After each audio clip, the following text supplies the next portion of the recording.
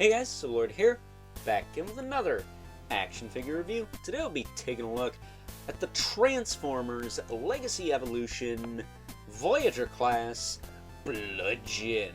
A Decepticon, if I ever saw one, on top of the fact that he turns into a tank, because of course he does. He's a Decepticon, and everyone knows that Decepticons either turn into jets or tanks, at least at this point anyways.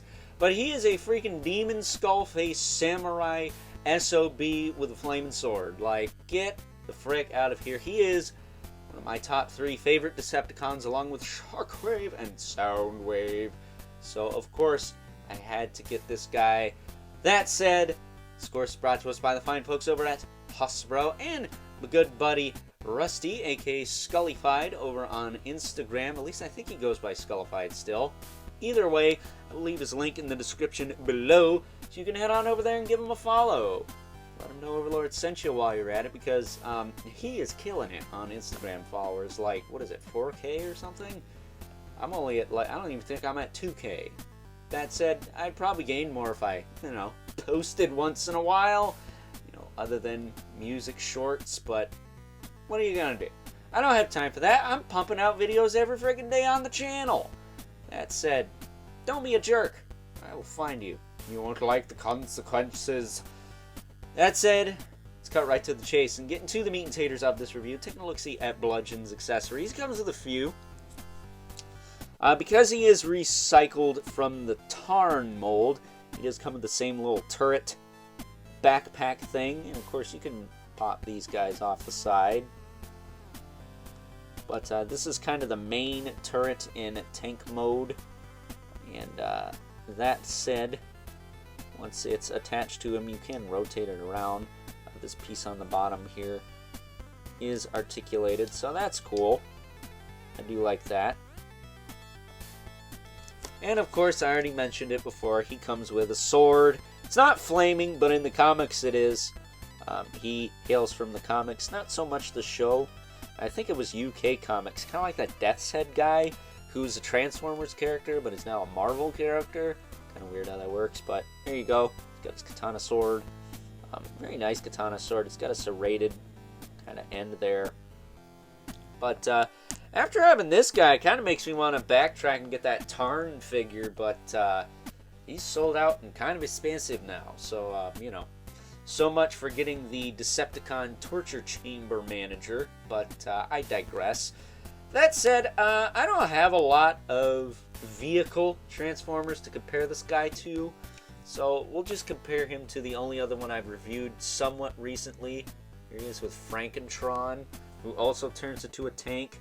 He's a deluxe class, but he is the only other vehicle Transformer I have out at this current time. I never got Tarn, as I mentioned before, so I don't have him handy, but I do have Frankentron here, and he was a fun one, but Bludgeon is easily, if there's going to be one on my top action figures of the year video, the Transformer of the year, because I like the character, always have. I mean, he's a freaking demon skull Decepticon.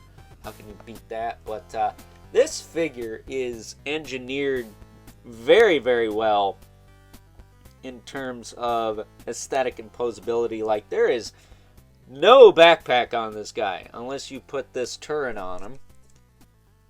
But out of the package, he's got no kibble, like, whatsoever. You could see some tank parts. I mean, he does have the turrets on the back, and he's got some of the treads on his arms and his legs, but this guy is friggin' amazing as far as aesthetics go.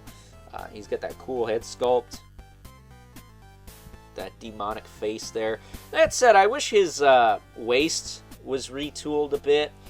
He doesn't have like the samurai skirts or even the samurai pauldrons, so I wish they kind of reworked him just a little bit more to give him that. But as it stands, I do still really like this figure. He is awesome. So as far as articulation goes, his head is on a ball peg. He can look up pretty well. Can look down a little bit. Not a ton of tilt, but it is there. You do get some rotation. It's very tight, but it does work. Shoulders do rotate. This one is a little loose on mine, but it's not floppy. It does hinge, but it's a little weird looking. That's about my only gripe with this figure, is I wish the hinge was lower, like down here. That way when you rotate it up, it wouldn't create this giant armpit gap, but I'm not sure how else they could have done that. That said, he doesn't have a butterfly joint. He does have a bicep swivel. He does have a single elbow, but you get like more than 90 degrees out of that. And then you do get a secondary elbow here. That will come in handy for two-handed sword poses. He does have wrist rotation. He's got a waist twist. No pseudo ab crunch like Frankentron, but you don't really need it. He can do the splits practically, so that's good. He can kick forward and back. He's got a thigh cut. Single knee, but you get more than 90 out of it. And then the feet can hinge all the way forward, all the way back practically, and they do have a rocker. So plenty of posability on this guy. You can pose the crap out of him, and that's pretty cool, because not all Transformers can do that. Like, whatsoever. It's kind of amazing that the engineering on this guy, out of all characters, it's not like an Optimus Prime or a Megatron or anything, is so good, because this character, I'm sure, is a love it or hate it. I mean, just look at the colors. But that said, once we get this guy transformed into vehicle mode, I will say he does look a lot like Minion's tank from Twisted Metal 3, so I do like that quite a bit. That said, he doesn't roll, which is a little weird, but they did tool it to look like it could, but it doesn't. That said, that doesn't really bother me, but I can see how it could bother some other people. But, you know, unlike the Super 7 Ultimate Bludgeon, you can transform this guy, so, you know, take that for what it's worth. I don't have that Bludgeon, actually. I'd like to get him, but at the moment, I do not have him in my possession. Maybe someday I'll pick him up.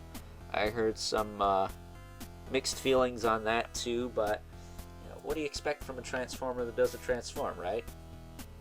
I'm just surprised that this one can transform and is as articulated as it is. But before I wrap this up, of course, would not be one of my reviews without bringing in the Mythic Legion's brother Mandibilith. There. The infamous K11 Spawn. Right there. And Bludgeon is a little bit dwarfed by Spawn.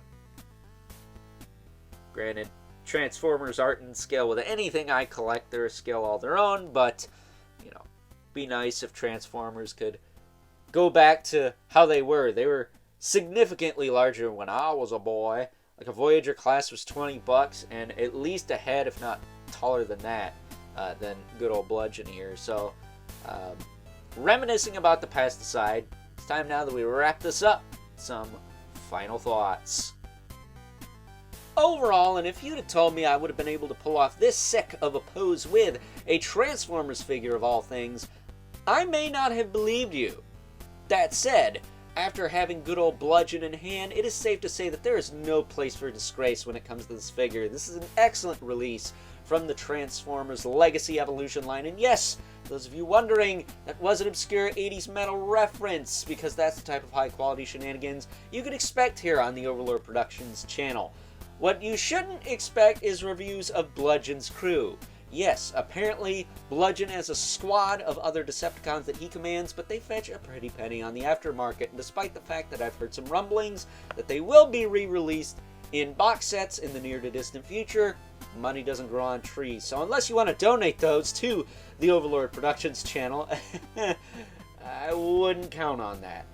But with all that being said, before we wrap this thing up, it is time now that we transform Bludgeon into his alt mode. And as promised, before I sign off and let you guys go here, we have Bludgeon's alt mode, which is a tank. Because of course it's a tank. All the Decepticons that don't turn into jets turn into tanks, right? Wish they get a little bit more variety, but, you know, it is what it is. And as I mentioned before, it does kind of look like Minion from Twisted Metal 3, so it works for me. I do wish it had the big long turret in the front, because then it would really look like Minion from Twisted Metal 3, but, you know, it is what it is. That said, his katana sword can store right on the side here. His pop out quite easily. And there isn't really a good place to put this. I just put it up here because if he had 2 of these, 1 on each side, oh man. Not only could he blast the crap out of you, but he could skewer the crap out of you. Like, that's something you don't want to run into in a dark alley, or I guess a battlefield. I don't think a tank would fit in a dark alley. That said, here is a Frankentron for your tank comparison. See that they are actually close to the same length, but Frankentron is a slightly bigger deluxe. That said, they are not the same width, so there you go. And like Frankentron, Bludgeon does have a rotating turret here, but unlike Frankentron, you can't really rotate the guns up and down a ton. They do kind of smack into the legs there, and could probably work themselves out if you ain't careful, just like that one almost did. So, you know, it is what it is. This actually also, unlike Frankentron, does not have wheels, so it can't roll on the ground. You just gotta kind of push it along, but at the same time, that's a blessing in disguise, because if you do display your Transformers in alt mode like some kind of weirdo, you don't gotta worry about it rolling off the shelf, you know? Nobody ever thinks of that. They're just like, oh, I can't roll it around. Who's actually gonna sit there and do that for an extended period of time, you know? I get it.